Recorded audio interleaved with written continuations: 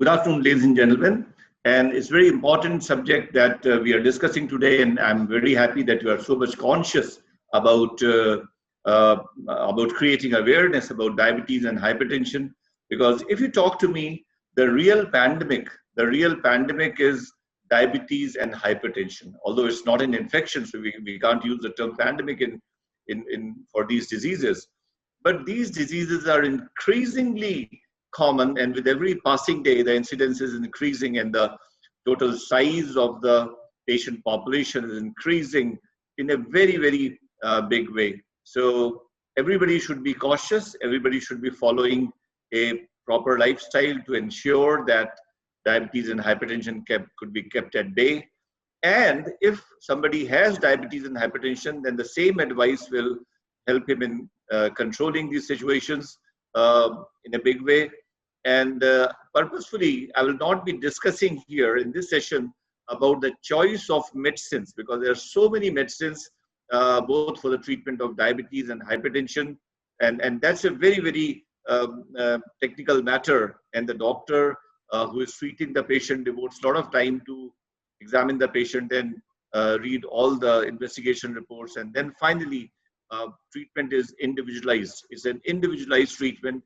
And as the situation of the patient keeps on changing with the passage of time, the medicines are also changed from time to time. So that I will not touch today, but basically I'll be talking about the lifestyle management part. And these are the 10 components in which I'll limit my talk. And so first of all, I'll talk about the significance of diabetes and hypertension, why it's a big issue. So, ladies and gentlemen, diabetes is a metabolic disease and it adversely affects all parts of the body. Now, you must know what is metabolism. Metabolism is a very elaborate chemical process by which the food that we eat is converted into flesh. And you'll be surprised to know that all your body parts, whether it is the heart or the brain or the liver or the muscles or your bones or skin or hair, everything is made up of the same food that you eat. And in a very elaborate chemical process, the food gets converted into flesh. Food gives the raw material by which all the organs are created. And some part of the food is actually converted and burnt into energy. And this is mainly the carbohydrate part. The carbohydrates are readily burned to give you energy.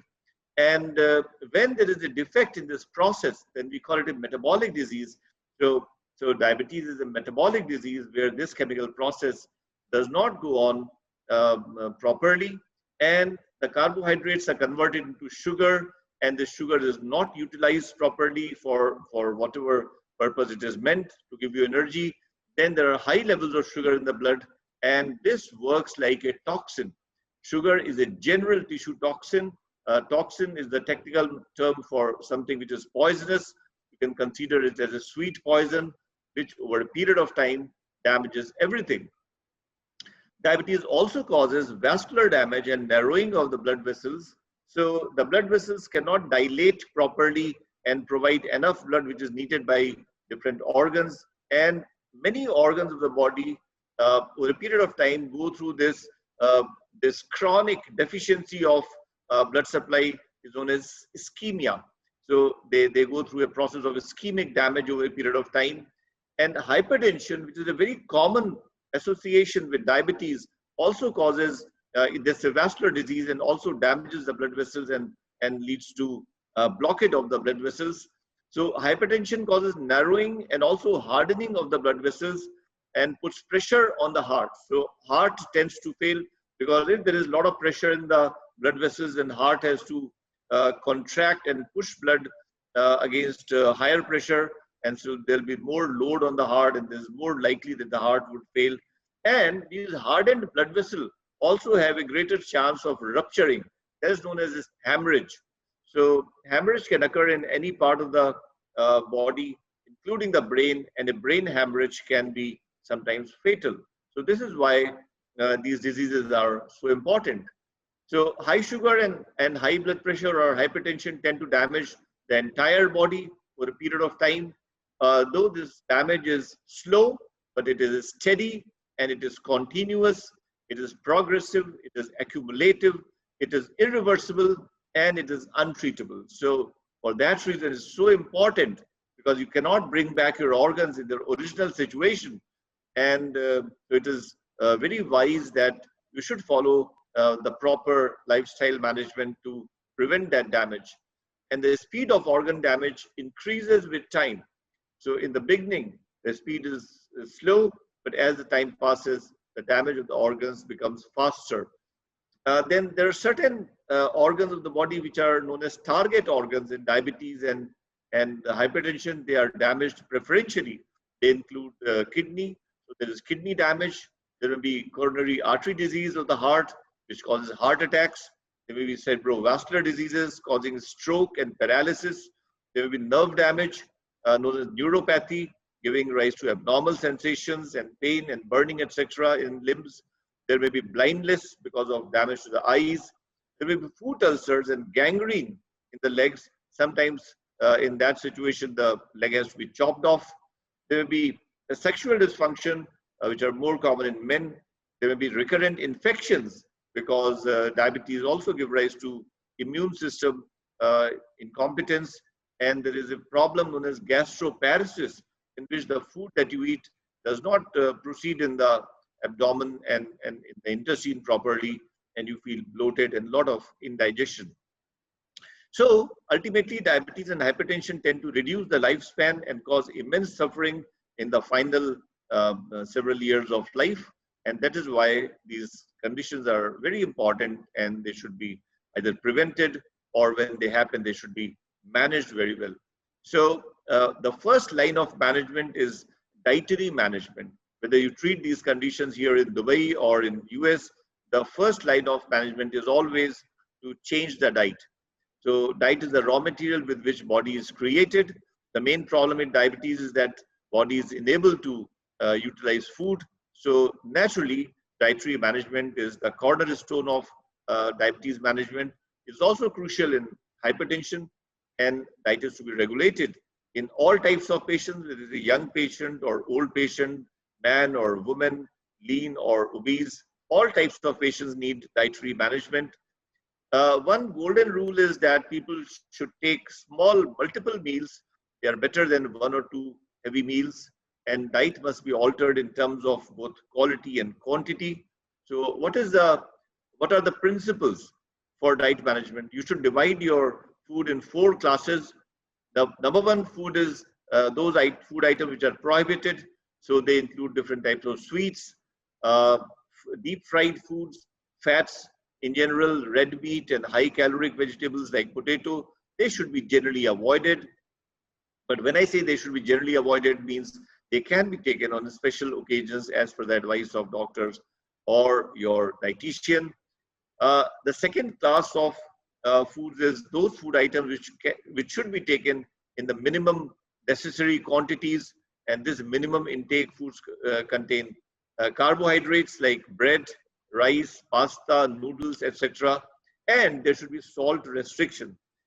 People in general should not take extra salt on cooked food, and while cooking also, the amount of salt should be slightly on the lesser side, and sauces and chutneys should be generally avoided. The third class of food is those food items which should be taken in normal quantities. They include proteins, which are obtained from milk and milk products, white meat like chicken and fish and seafood, and also in eggs, and they can be from pulses and different types of lentils, beans, etc., and also from nuts. So some nuts are very important, like some almonds, walnuts, and pistachio, to be taken in some decent quantity, not huge quantities every day, and also seasonal fruits. Fruits are very important. The fourth class of food items has those food items which can be taken in liberal quantities. They include salad, green vegetables, sprouts, lemon water, and the golden rule which should be followed by all is that there should be no overeating ever. Now, the third point in my talk is about the exercise therapy. I call it exercise therapy because it's just works just like medicines. And there are different types of exercises, but what we emphasize maximally is aerobic exercise. And aerobic exercise is that exercise where there is a lot of movement of the body, and the respiratory rate increases because of that. It increases the insulin sensitivity in the body. The insulin starts working better, and the whole metabolism improves, because insulin is the main driver of the metabolic activity, and it reduces blood pressure. Blood sugar is also reduced significantly. Exercise, especially aerobics, improves cardiovascular system, musculoskeletal system, respiratory system, and digestive systems. In fact, every system of the body is improved by exercise. It also improves sleep, improves feeling of well-being, and retards aging. So from now onwards, from today onwards, all of you should do some exercise every day. So you can, in a very big way, avoid the problems of diabetes and hypertension. So if you are involved in activities like this, and playing a sport can be very entertaining also, and then you can be free from doctors in a big way. Other forms of exercises are also equally important, like pressure exercises, where you work on dumbbells or weights or push-ups. They build the muscle tone and muscle bulk. It improves the peripheral glucose utilization, and stretching and movement at various joints and various parts of the body. They also improves the quality of muscles and soft tissue and keeps the body flexible. So all types of exercises are important, including the muscle building exercises. So gym is one place where you get opportunity for everything. You can build the bulk of muscles, and also you can do aerobics. So you choose, you decide what exercises are you going to do from today, but yes, that is extremely important. One important reason why diet and exercise is so important is weight maintenance, because weight is disease. So if a person is overweight, and then there's some kind of a metabolic disease that he suffers from, and body weight is inversely proportional to insulin sensitivity. The more is the body weight, lesser is the insulin action in the body. There are two indicators of body weight. One is the body mass index, or BMI. The other is waist to hip ratio. Body mass index can be calculated by dividing the weight of the person in kilograms by the square of height when the height is measured in meters. And waist hip ratio can be calculated by dividing the circumference at the maximum point of waist by the circumference at the maximum point of hip. And these are both very important metabolic indicators. And for ideal health, BMI should never go beyond 25, and ideally it should be at around 22. Waist hip ratio should always be less than 0.9 in males and less than 0.8 in females. So if you are maintaining these cutoffs in your body weight, then to a very great extent you can get freedom from diabetes and hypertension. The fourth point is about yoga, and yoga helps in everything. It's called a mysterious and holistic method for health improvement. It is extremely beneficial in diabetes and hypertension. It improves every aspect of metabolism, retards aging, prevents complications, maintains weight, maintains figure. There are three aspects of yoga which are extremely important. They are postures, known as yogasana, rhythmic breathing known as pranayam, and meditation in Indian language known as dhyan. So there are different kind of these postures, and one thing which these postures do is to keep the body very flexible. And you must understand, ladies and gentlemen, that a flexible body is a youthful body, is a healthy body, and a rigid body is a senile and sick body. And you can see on the top that that asana is known as chakrasana, and anybody who can do that asana, it will ensure that the body would be very flexible. And you practice every day, then your body will remain flexible even at the age of 90 years or even 100 years. So this is known as Paschimottanasana, and somebody who performs this posture every day for a few minutes will ensure that there will be no abdominal obesity. And abdominal obesity is is a storehouse of several diseases. The next point in my presentation is that people should follow a fixed routine. And so it is very important to always keep in mind that all body functions are rhythmical. Rhythmical means your pulse comes after a fixed interval. Similarly, your respiration comes after a fixed interval. You start feeling sleepy after a fixed interval, and you start feeling hungry after a fixed interval. So everything in the body is occurring at a certain rhythm, and all hormones are also secreted according to a rhythm. And you will be surprised to know that even insulin secretion in the body is pulsatile, just like your cardiac pulse comes. Similarly, the insulin pulses come all 24 hours. So regular sleep-wake cycles, if they are maintained, they ensure ideal hypothalamic functions in the body. And hypothalamus is a part in the brain, which is also called brain of the brain, because it's so important, and it controls all the most important vital functions. And the enhancement of biorhythms leads to better health and retards aging. It controls blood sugar levels, prevents complications. It is all right if you have some special weekend or holiday schedule. So make sure that you sleep every day at the same time, get up at the same time, eat your breakfast, lunch, and dinner at the same time, do exercise and yoga. Everything should be done according to a fixed timetable. Now, this is what I prescribe as a very healthy timetable. Everybody has got 24 hours to spend in a day. And ideally, you should spend 2 hours to health, in which 1 hour should be for aerobics and 1 hour for yoga, and 7 hours to sleep, 5 hours to personal hobbies and daily chorus, and 10 hours to work and travel. Now, on a holiday, this routine may be slightly different, where again 2 hours should be given to health. Now, 8 hours to sleep, because sleep is so important. We'll talk about that. 6 hours to personal hobbies and daily chorus, and 8 hours to shopping, watching films, going for picnic and party, etc. And the office should be kept at a distance on the day of holiday. Point number 6 is to have adequate sleep. Ladies and gentlemen, sleep is extremely important for good health, and 7 to 8 hours of high quality sleep in the night is a basic human requirement. It optimizes all secretions of the body. So make sure, for whatever reason, your sleep should not be disturbed. On the other hand, if you don't get good sleep, the sleeplessness causes high sugar, high blood pressure, heart diseases, low immunity, faster aging, and early death.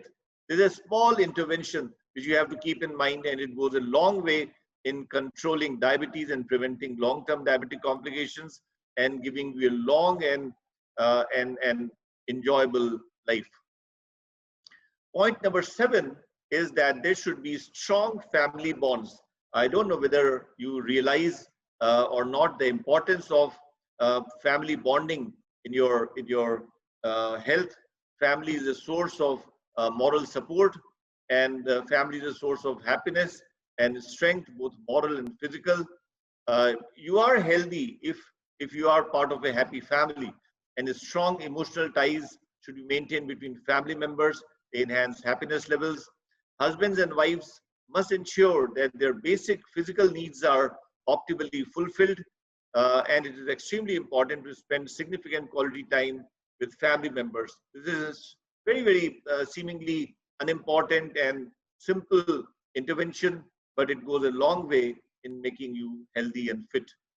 And point number 8 is most important point, and I will spend some little more extra time about this. Is stress-free mind, because stress is called the mother of all diseases, and the state of the mind exerts the most powerful influence on the body. And you can say that mind and body are two ends of the same phenomena, same entity. Mind can be considered as the invisible part of the body, and body can be considered as the visible part of the mind. Whatever happens in the mind is immediately translated onto the body, and lots of diseases, including diabetes, hypertension, coronary artery disease, or heart diseases, have a very strong psychosomatic component. Anxiety, fear, nervousness, depression, excitement, jealousy, hatred, and animosity, they all enhance diseases and shorten the lifespan. Now, here you see, ladies and gentlemen, the picture of a baby is not just a picture of a small child. This is a picture of all of us, and all of us started our life like this. And by watching the face of this small child, you can understand what type of mind this small child has got. We all started our journey with this type of a simple and innocent mind, and after some time, we tend to have a mind like this. You can see on the right hand side, this man, from his face, it is apparent, has got lots of convolutions inside the mind, and lots of inherent fears and schemes going on. And he may be thinking about how to maximize his profits, suspecting others. So from a very simple and innocent mind, we ultimately achieve this type of a mind. This is our journey, and this is our journey which causes diseases in a big way. Most of the diseases are related to the state of mind in which you exist. So what is an ideal mind? If you have an ideal mind, then you can remain free of diseases to a great extent. An ideal mind is naturally and spontaneously happy mind. The happiness should not be an objective to be achieved from the outside world. It should be coming from inside. It should be a peaceful or non-anxious mind. It should be a satisfied mind, a loving mind. A loving mind is a mind which is well-wishing for everybody. You should be well-wishing even for your enemies. It makes you stronger. It should be a positive mind which should be always focused on the good aspects of life, not on the deficiency part. It should be a balanced mind which should give equal importance to every aspect of life. Always remember, as important is your presentation in the board meeting, similar importance is for playing football with your son. So everything is equally important. In non-reactive mind at emotional level is extremely important, because you are exposed to a variety of situations, and in every situation you are expected to do something or speak something.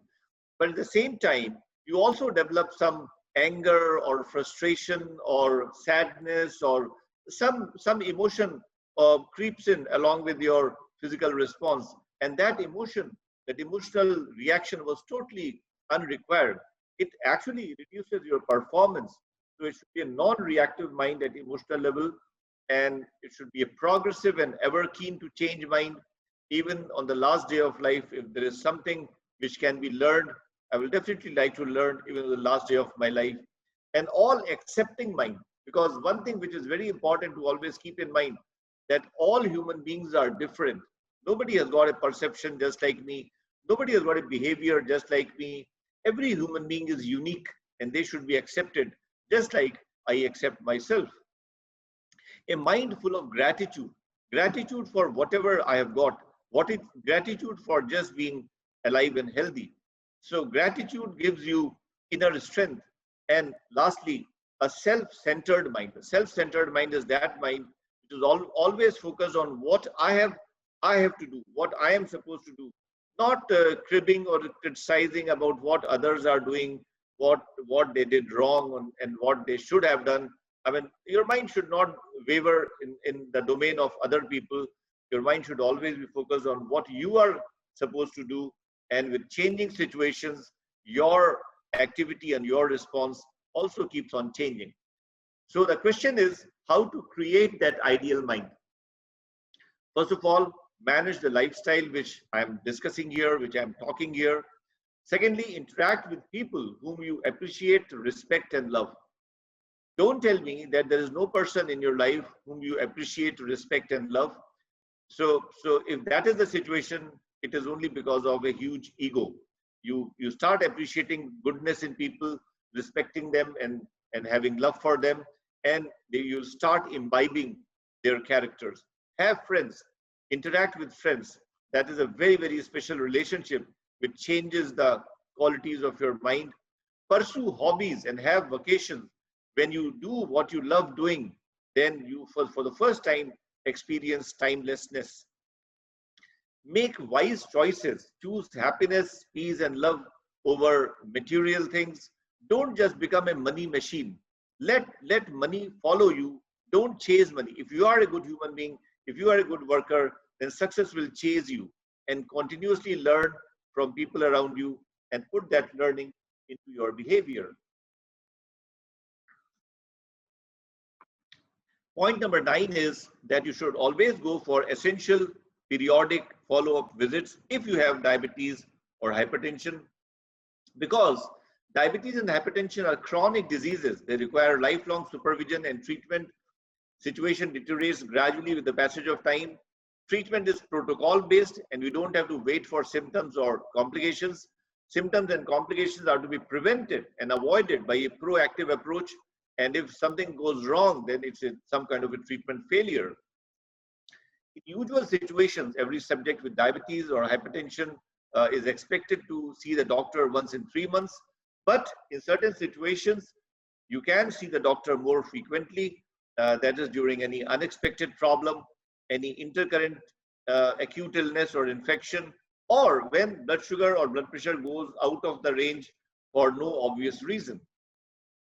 Now, when you go to the doctor, then the doctor will check a lot of things, including your blood pressure and your blood sugar, fasting and 2 hours after food, known as postprandial sugar value, HbA1c, which is the average of last 3 months blood sugar.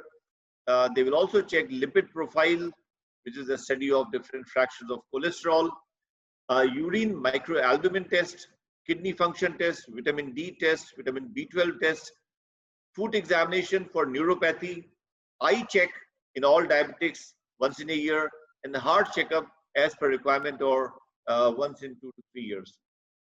So these are the various things on which we keep an eye. And lastly, I will talk about what is the ideal control of diabetes and hypertension. When will you say that your diabetes and hypertension are ideally controlled and you do not expect any complication from these diseases? Your full life will be just like a normal healthy person. First of all, the patient must be following an ideal lifestyle. If somebody tells me that he is using a strong medication and with that he has controlled his blood pressure and blood sugar, then I will not be impressed if he is not following an ideal lifestyle. There should be ideal body weight. The BMI should be between 21 to 23. Women are generally lighter, so women may be 21 to 22 and men may be 22 to 23. Fasting blood sugar should be between 80 to 120, but yes, in most patients we keep it between 90 to 110. Postprandial blood sugar, which is 2 hours after food, should be between 100 to 180, but for most patients it should be between 140 to 160. The tighter control is in the special situations like pregnancy.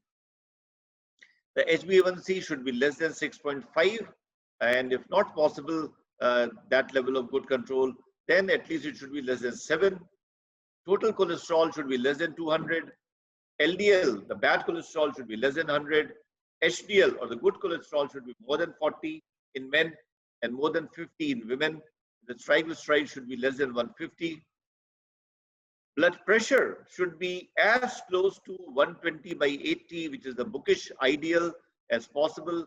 But yes, under no circumstance should it go beyond 135 by 85. The urine microalbumin must be negative, and the patient must remain non-smoking, and they should be happy, relaxed, satisfied, positive, and loving mind. If you are maintaining all these 10 parameters as I have discussed here, then you can assume that you will not have any health problem because of diabetes and hypertension. You will live for 100 years, lead a good life, just like a non-diabetic healthy person. And ladies and gentlemen, I stop here. Thank you very much for your patient hearing despite the glitches in the system. And now I will stop this presentation and go to the question answer. I think somebody will read the questions for me. Thank you very much. Thank you very much, Doctor. Thank you very much for your presentation. It was very insightful. I just want to see in the chat boxes if there's any question. Khaled, if you want to also help out, we have Sri raising a hand. So Sri, go ahead and ask a question, please. Good afternoon, Doctor. At the most, I'm extremely happy the way you have connected the whole topic to spirituality of the mind, which is the essence of every disease rather. Having said that, I got 3 questions in my mind. I would like to ask each one of them so that you can answer that accordingly. My Yeah. first question is on the reversibility of diabetes. People who have already hit with this diabetes and who are undergoing a treatment with a healthy combination of lifestyle and diet, Mm. can this be reversed in terms of going back to the earlier state? So I think we should answer one question at a time. And so the answer to this question is yes, it is potentially reversible. It is potentially reversible, but you must understand that the size of diabetes is different in different people.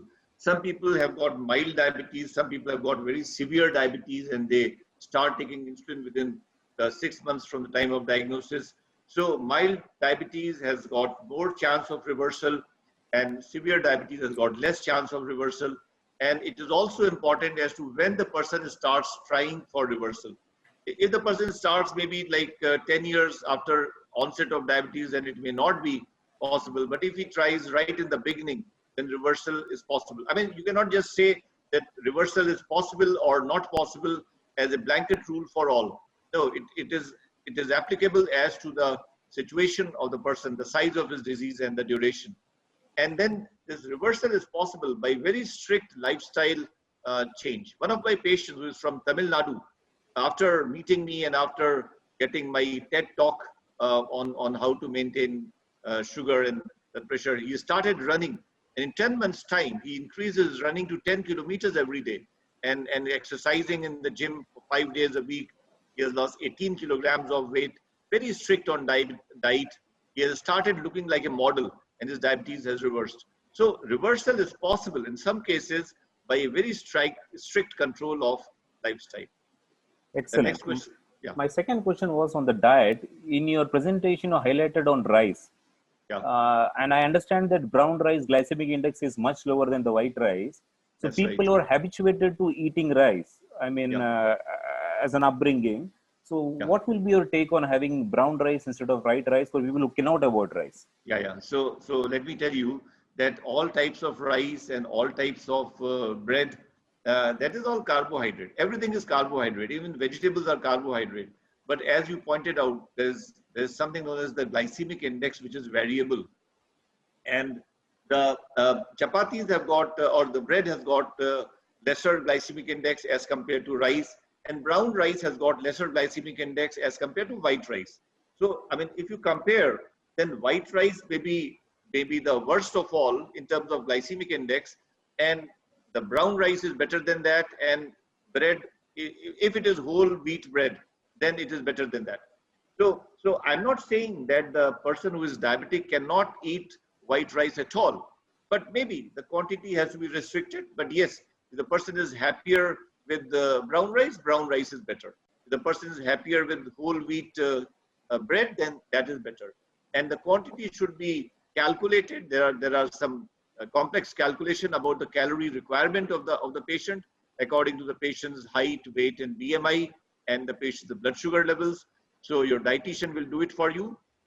And for those people who do not understand what is glycemic index, let me tell you that different sources of carbohydrate, when they are consumed, they lead to a different curve in the rise of blood sugar.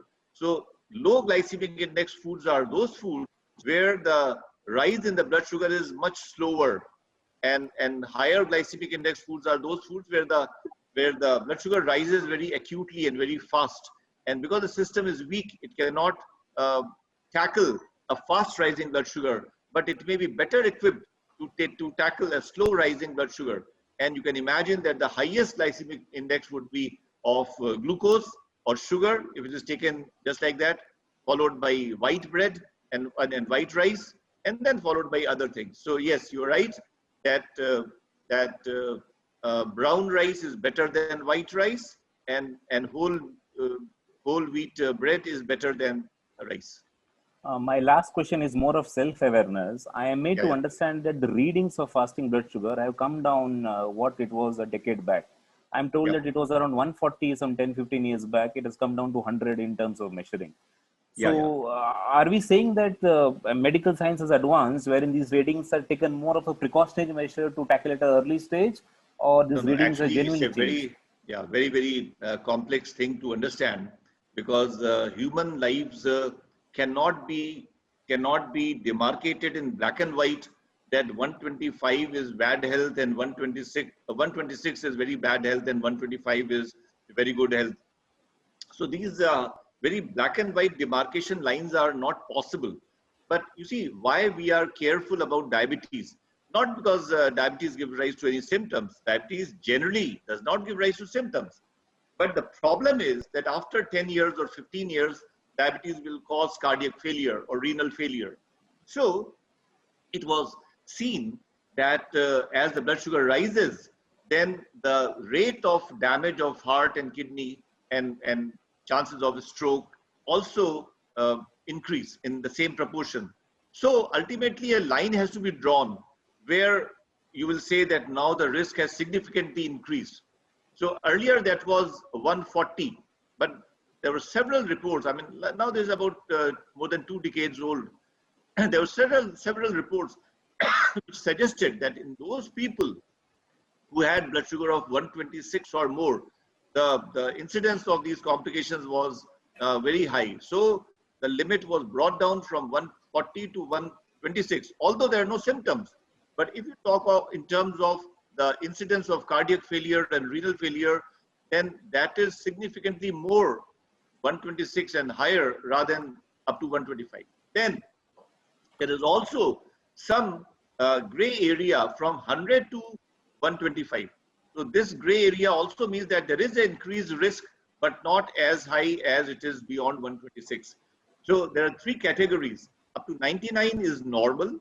From 100 to 125 is pre-diabetes. It is known as impaired fasting glucose, which gives rise to certain additional risk. I mean, you see, we are all talking about additional risk because there's certain risk to a non-diabetic also. Because I don't have diabetes, but that doesn't mean I will not have a heart attack. I will have a heart attack or renal problem, maybe at some time. But yes, in a diabetic, there is some additional risk. So there is a limited additional risk in this pre-diabetic category, but beyond 126, there is significantly increased additional risk. So these levels were created and these cutoffs were brought down from 140 to 126 because it was recognized that at 126 to 140 also this. So if people bring down their sugar to less than 126, then there will be a huge improvement. If they bring it down to less than 100, then they will be normal. So this is something like this. Yeah, thank you very much, doctor. Once again for connecting body and mind, which is the essence of every disease. That is extremely important. If you take my version, I will say mind is the real entity and body is just the shadow of the mind. Thank you once again. I like that statement a lot. Thank you, doctor.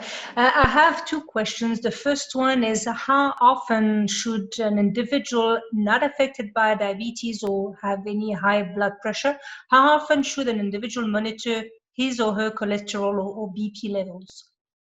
No, I could not properly understand. So you're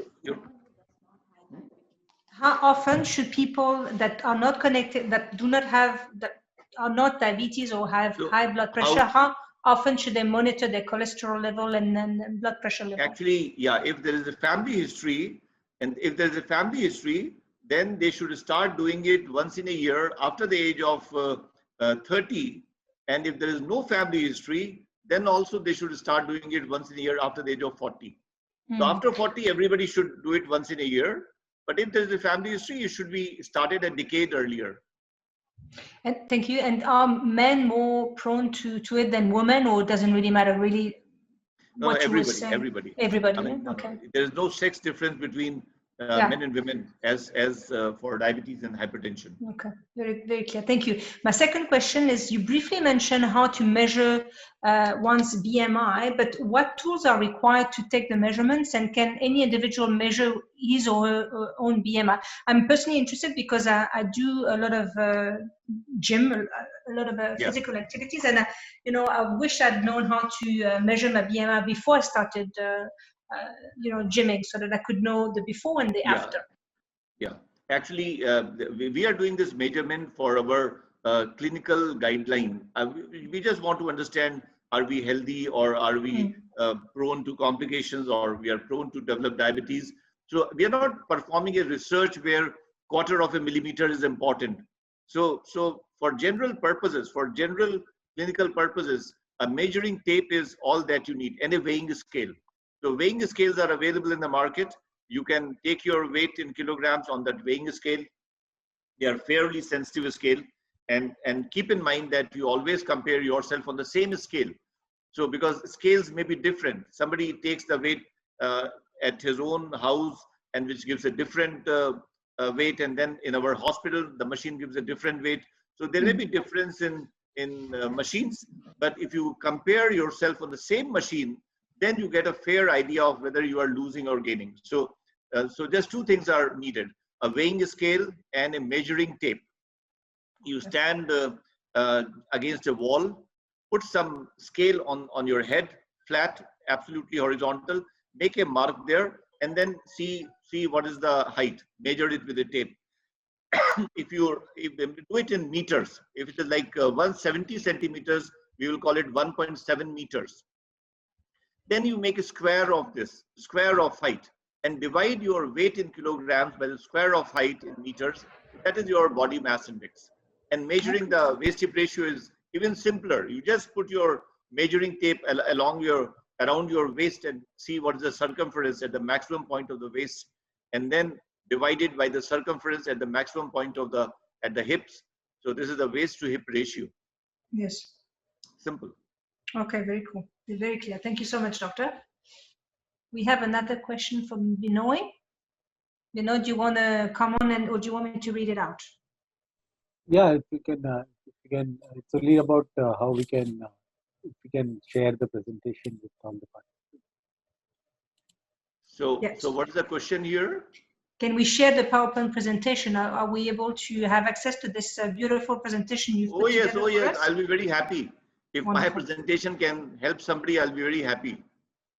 Fantastic. Thank you, doctor. So there you go, Binoy, and everybody else. My hospital staff will coordinate with you, and they will also tell you my email. If somebody has got some question, they can email their question to me. I'll be very happy to answer.